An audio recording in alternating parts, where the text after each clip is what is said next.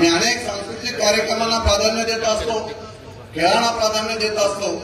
याच माध्यमातून या रायगड जिल्ह्यातून खेळाडू तयार झाले पाहिजे, आंतरराष्ट्रीय खेळाडू तयार झाले पाहिजे। या दृष्टीने महेंद्रशेठ दलवी यांनी या स्पर्धांचं आयोजन या ठिकाणी पंचांचा निर्णय अंतिम असतो आणि कॅप्टन हा कूल असतो। कॅप्टन कूल असल्यानंतर म्हणे आपल्याला त्याचा स्पर्धा जिंकता येतात किंवा त्या संदर्भात शांतपणे निर्णय घेता येतात, अशा बऱ्याचशा वल्गना त्यांनी केल्या। भरतशेठ या ठिकाणी आमचा साक्षीदार आहे। मी त्यांना आज या क्रिकेटच्या मैदानावरून या ठिकाणी सांगू इच्छितो की बाबा रे, धोनी हा कूल कॅप्टन नक्कीच होता, परंतु धोनी बरोबर त्याचे सहकारी जे 11 एकंदरीत प्लेयर त्या ग्राउंडवर उभे होते, ते अतिशय चांगले खेळाडू त्या ग्राउंडवर त्याच्या बरोबर उभे होते आणि म्हणून धोनीला प्रत्येक ठिकाणी विजय संपादन करता आलं आणि म्हणून प्रत्येक ठिकाणी खेळाडू जे आपल्या बरोबर असतात ते आपल्या खेळाडूंना सुद्धा तेवढंच प्राधान्य त्या ठिकाणी दिलं पाहिजे। फक्त कप्तान म्हणून आपण त्या ठिकाणी आपणच सगळं असेल तर आपण आपल्या खेळाडूंना काय नाही देणार।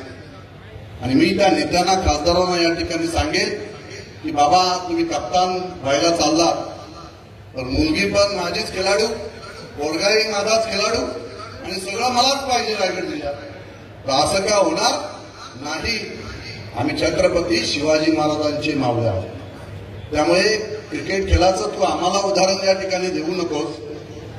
पंचांनी निर्णय जरी दिलेला असेल तरी आज क्रिकेट हे पुढे गेलेलं आहे आणि थर्ड अंपर आलेला आहे।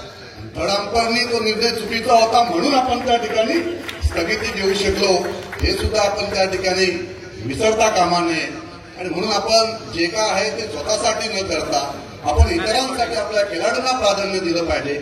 आपले सहकारी त्यांनी आपल्याला कप्तान बनवलं म्हणून आपण केंद्रात गेलो, या गोष्टीचा भान आपण त्या ठिकाणी ठेवायला हवा होता। परंतु आपल्याला जे मिळालं कप्तान पद, मग मात्र चांगला खेळाडू सुद्धा ग्राउंडच्या बाहेर गेला तरी चालेल, त्याचं सुद्धा आपण त्या ठिकाणी निवड कमिटीमध्ये त्याचं नाव न आलं पाहिजे। अशा पद्धतीचं राजकारण जर आपण करायला गेलात तर आपण क्षणिक त्या ठिकाणी चूक घेऊ शकता, परंतु पुढील काळामध्ये मात्र या गोष्टीचे परिणाम आपल्याला वाईटच भोगायला येतील। आणि म्हणून मी या ठिकाणी सांगेन की छत्रपती शिवाजी महाराजांचा रायगड जिल्हा आहे। रायगड जिल्हा आपल्या सगळ्यांना इतिहास आहे रायगड जिल्ह्याचा माहिती।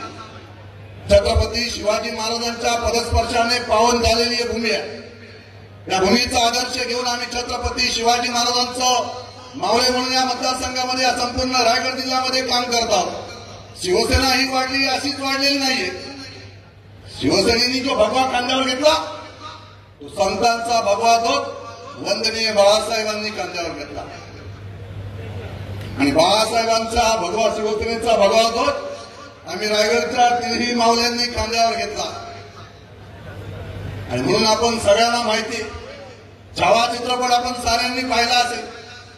संभाजी महाराजांचे झालेले आपण त्या ठिकाणी जे काय औरंगजेबाने संभाजी महाराजांच्या बाबतीत जे कृत्य केलं तेही आजच्या युवकांना स्फूर्ती देणार आहे। आणि म्हणून छत्रपती शिवाजी महाराजांनी रायगड जिल्ह्याच्या या भूमीमध्ये जे कार्य उभं केलेलं होतं, हे कार्य संपूर्ण महाराष्ट्र, रायगड जिल्ह्यासाठी नव्हे, महाराष्ट्रासाठी नव्हे, देशासाठी नव्हे, तर जगभरातील असणाऱ्या राष्ट्रांनी छत्रपती शिवाजी महाराजांचा आदर्श घेतलेला आहे। आणि म्हणून संतांनी जी उपाधी दिलेली आहे की या भूमंडलाचे ठाई धर्मरक्षी ऐसा नाही, महाराष्ट्र धर्म हिंदू धर्म राहिला काही तुम्हा कारणे। आज या राज्यामध्ये, या देशामध्ये या हिंदू धर्म राहिला असेल तो फक्त आणि फक्त छत्रपती शिवाजी महाराजांमध्ये राहिलेला होता। आणि छत्रपती शिवाजी महाराजांचे आम्ही मावळे म्हणून रायगड जिल्ह्यामध्ये आम्ही काम करत आहोत। राजकारण तुम्ही सुरू केलेलं आहे, त्या राजकारणाला आम्ही भीक घालत नाही, हे जाहीरपणे आम्ही या ठिकाणी सांगतोय। आजही जरी लोकशाही राज्य असेल, आजही छत्रपतींचा विचार घेऊन आम्ही काम करत आहोत, परंतु आजची परिस्थिती आपण पाहिली। छत्रपती छावा चित्रपटामध्ये दाखवलं आपल्याला की औरंगजेबाचं स्थान कुठं दाखवलं होतं, अकलूज, महाराष्ट्रातलं असणारं अकलूज मध्ये येऊन डेरा बांधून त्या ठिकाणी फितुरीने संभाजी महाराजांना त्या ठिकाणी कैद केलं गेलं। आणि आजचं अकलूज कुठे, सुतारवाडीला। आजचा औरंगाबाद पुढे सुतारवाडीमध्ये बसलेला आहे. चुकीच्या पद्धतीने राजकारण आमच्याशी कराल यापुढे लक्षात ठेवा.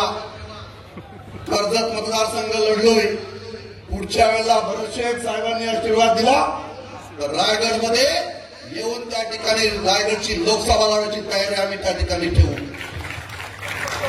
मग मात्र तुम्हाला आम्ही दाखवून देऊ की ज्या आमदारांनी तुम्हाला रायगडचं खासदार म्हणून होता आलं, यापुढे ग्रामपंचायत सदस्य सुद्धा होता येणार नाही याची तुम्ही जाणीव ठेवावी.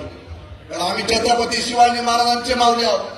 आम्ही प्रामाणिकपणे काम करतो, दिलेला शब्द पाळतो. गद्दारी आमच्या रक्तात नाही. परंतु तुम्ही पाठीत वार करण्याचा प्रयत्न कराल तर मात्र आम्ही समोरून वार करून, ज्यावेळेला समोरून वार करू त्यावेळेला तुमच्या लक्षात येईल की आमचा रायगडचा मावला भरतशेठ अजून या ठिकाणी प्रामाणिकपणे उभा आहे. तोपर्यंत मावळे आम्ही सगळे त्यांच्या पाठीशी ठामपणे उभे आहोत. आणि कोणत्याही परिस्थितीमध्ये आज याच ग्राउंड मधून सांगतोय की भरतशेठ यांना रायगडचे पालकमंत्री केल्याशिवाय आम्ही स्वस्थ बसणार नाही. ही आमची शपथ सगळ्या दोन्ही आमदारांची आम्ही भरतशेठ बरोबर आहे. त्यामुळे आम्ही महायुतीमध्ये काम करत असताना युती धर्म आम्ही पाळत आहोत. आपणही त्याची जाणीव ठेवावी आणि या रायगडच्या राजकारणामध्ये सहभाग दाखवावा. धडक बेधडक वृत्त देणाऱ्या आपल्या शिवसत्ता टाइम्स न्यूज चॅनलला लाल बटन दाबून सबस्क्राईब करा आणि बेल आयकॉनला क्लिक करायला विसरू नका.